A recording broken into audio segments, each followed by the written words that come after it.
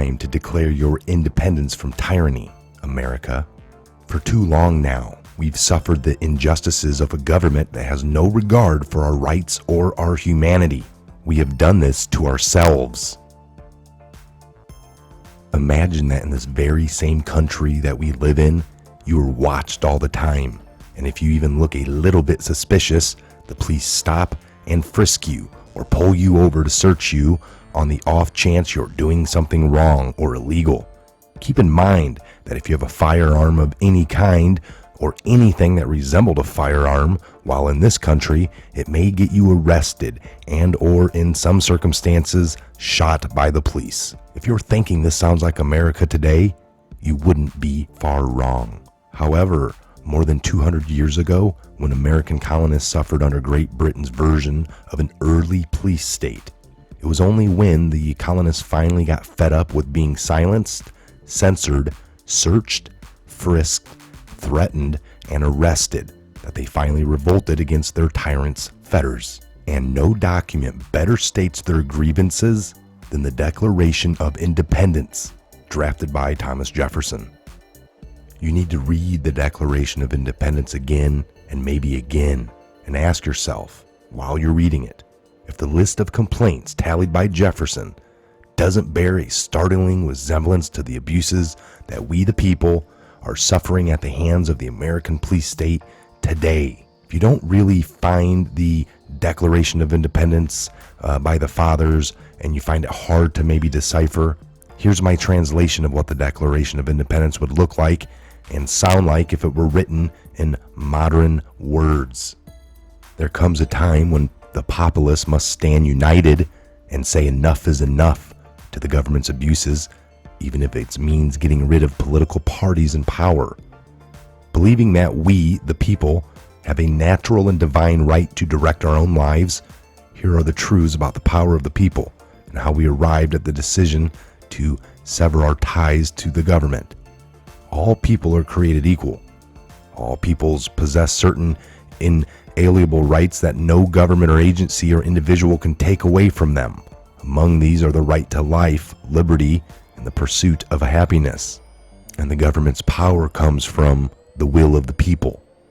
Whenever any government abuses its power, it is the right of the people to alter or abolish that government and replace it with new government that will respect and protect the rights of its people that it's made up from.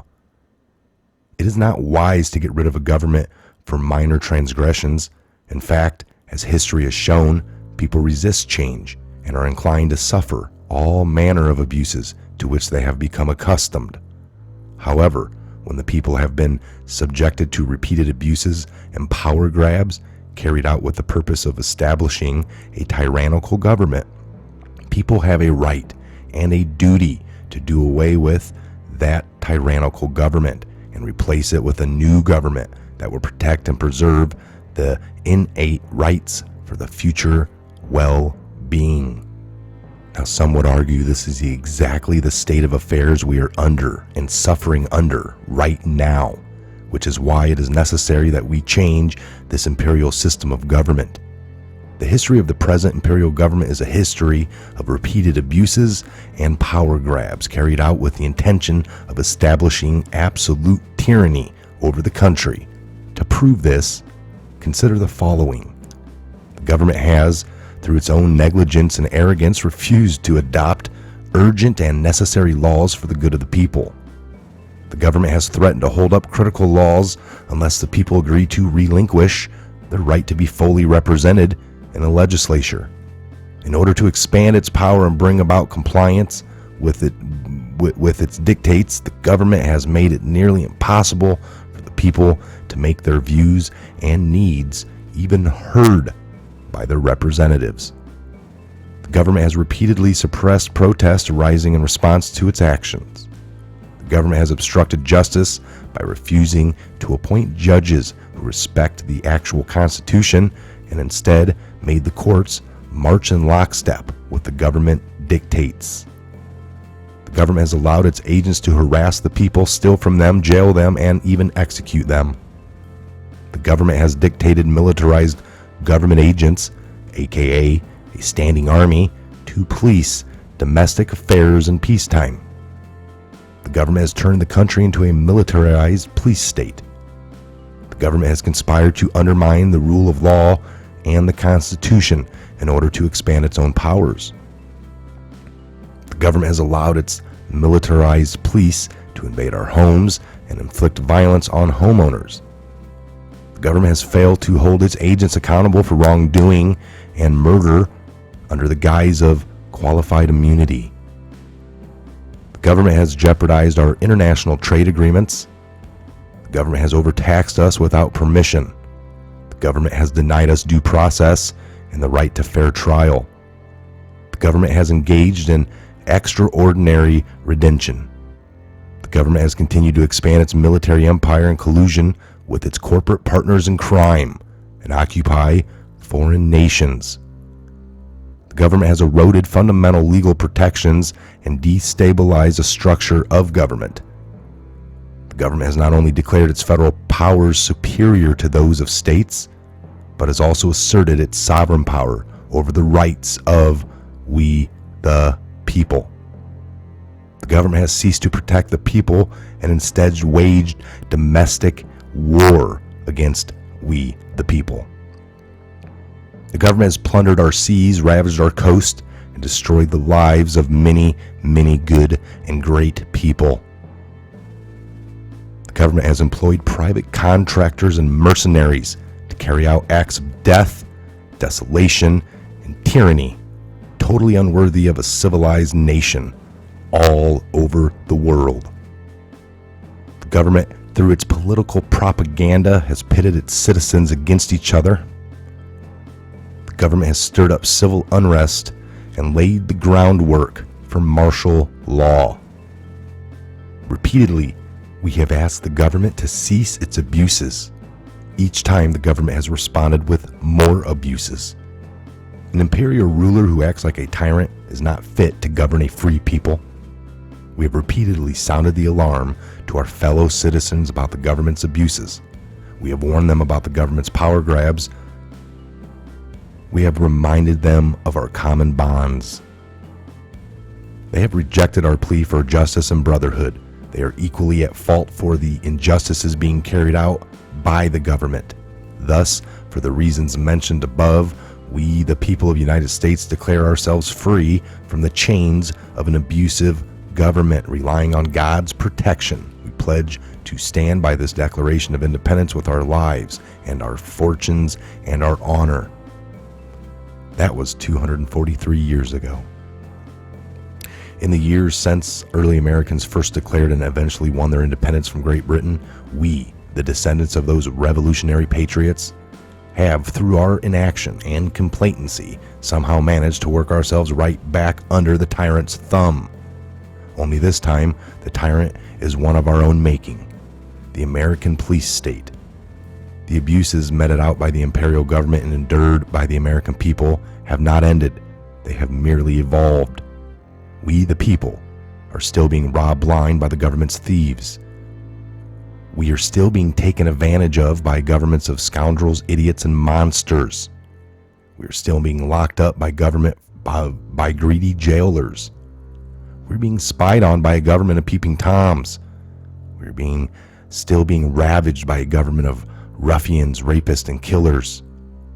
We're still being forced to surrender our freedoms and those of our children to a government of extortionists, money launderers, and corporate pirates.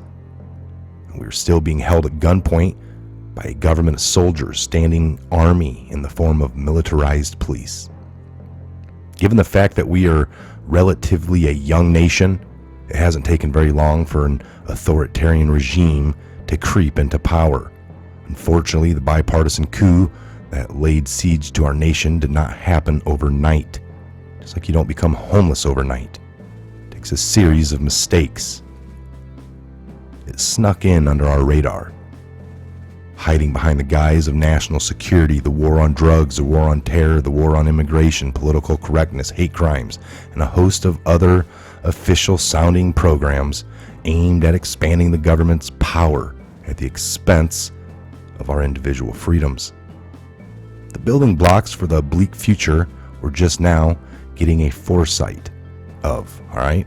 Police shootings of unarmed citizens, profit-driven prisons, weapons of compliance, a wall-to-wall surveillance state, coast to coast, worldwide, pre-crime programs, a suspect society, school-to-prison pipelines, militarized police, over-criminalization, SWAT team raids, endless wars, etc.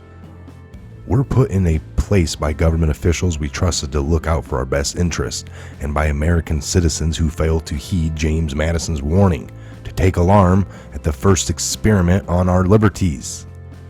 In doing so, we compromised our principles, negotiated away our rights, and allowed the rule of law to be rendered irrelevant.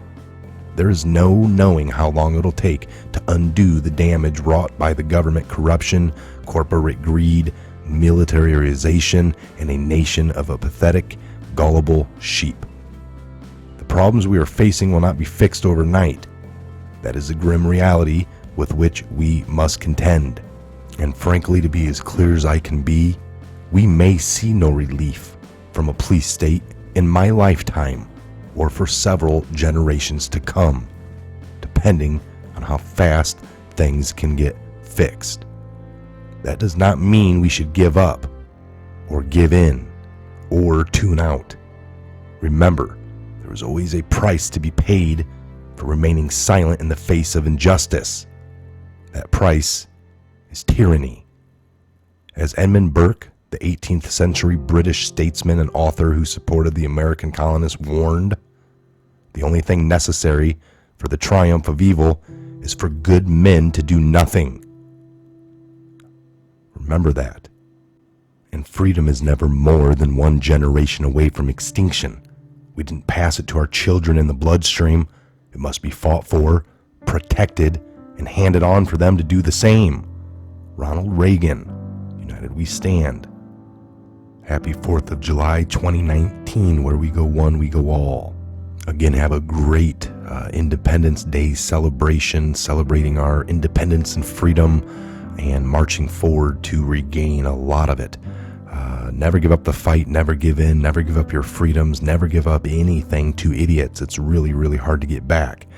I'm Michael. This is a Patriot Hour. God bless, Godspeed to each and every one of you worldwide. Where we go one, we go all.